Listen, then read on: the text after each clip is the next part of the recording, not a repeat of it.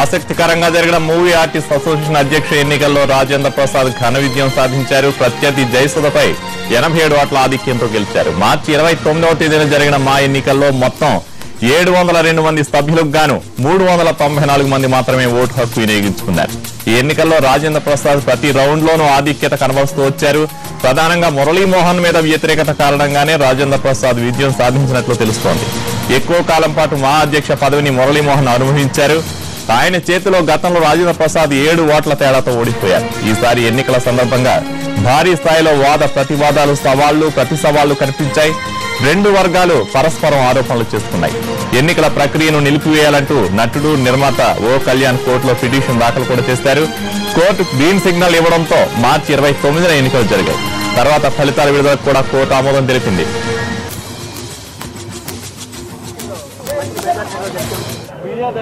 ఈ క్షణంలో మేము హీరోలమే కానీ మేము ఏదైతే హామీ ఇచ్చామో ఈ 2 ఏళ్లలో ఆ హామీలు ఎదురైన హీరోలు ఫ్యామిలీ ప్రజలు నాకు ఎంతో అండగా ఉండి మనల్ని గెలిపించారు.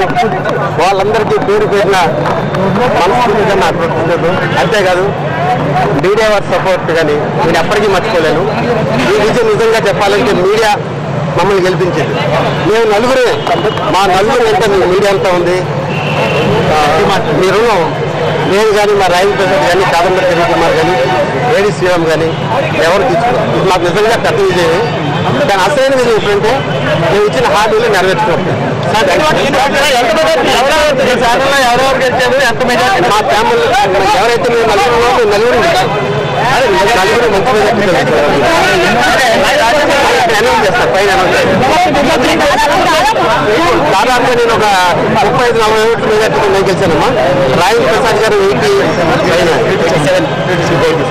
ఇంకా మీ ప్యాన్లో నలుగురు గెలిచామమ్మా. మా ప్యాన్ ఎవరైతే నలుగురు భోపాల్ రాయల్ ప్రసాద్ గారు, నేను కాదంబరి కుమార్, ఏడు శ్రీరామ్.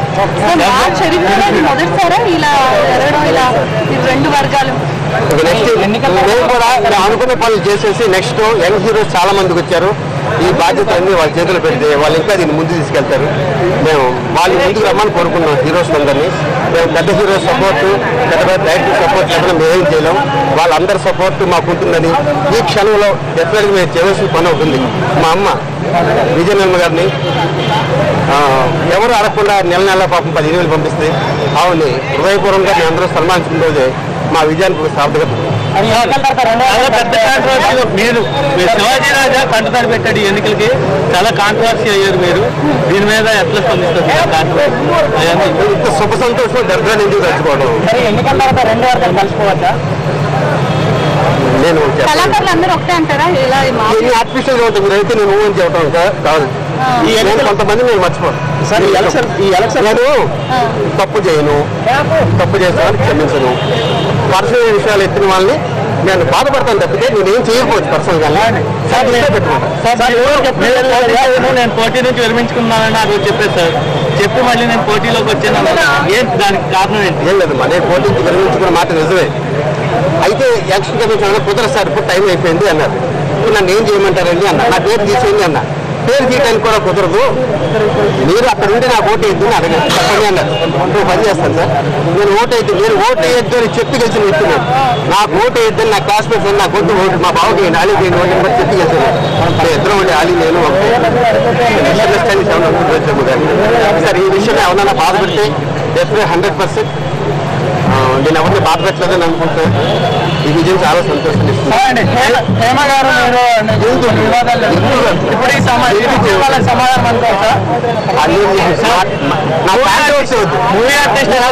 పేదవాళ్ళకి ఏమన్నా చెప్పి మీ అందరూ మూవీ ఆర్టిస్ట్ అసోసియేషన్ బిల్డింగ్ లేదు. ఇప్పుడు వరకు ఛాంబర్ మీద ఆధారపడ్డాం. మేము మంచి బిల్డింగ్ కడతామని రాజేంద్ర ప్రసాద్ గారు హామీ ఇచ్చారు. ఆ హామీకి మీ ప్యానల్ కట్టుబడి ఉంటుందా?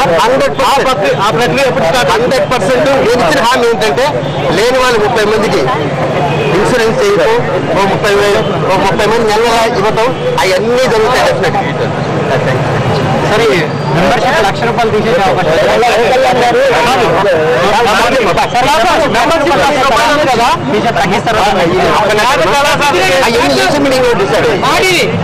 ఏదైతే ఉందో మురళీమోహన్ గారి వ్యతిరేకత ఉందో అవన్నీ మీరు సర్దించే అవకాశం ఉంటాయి. ఇప్పుడు ఏదైతే వ్యతిరేకత ఉందో మీరు అంతా ఫస్ట్ మీట్లో చెప్పుకుంటూ వచ్చారో ఆ వ్యతిరేకతను మీరు చేసే అవకాశం ఉందా? నాకు కొంచెం ఈసీ మీటింగ్ అయిపోయాక జనరల్ బాడీ అయ్యాక మనకి చాలా మంది మాలో సభ్యత్వం దొరకడం కూడా చాలా మీటింగ్స్ జరుగుతుంది అందరికీ.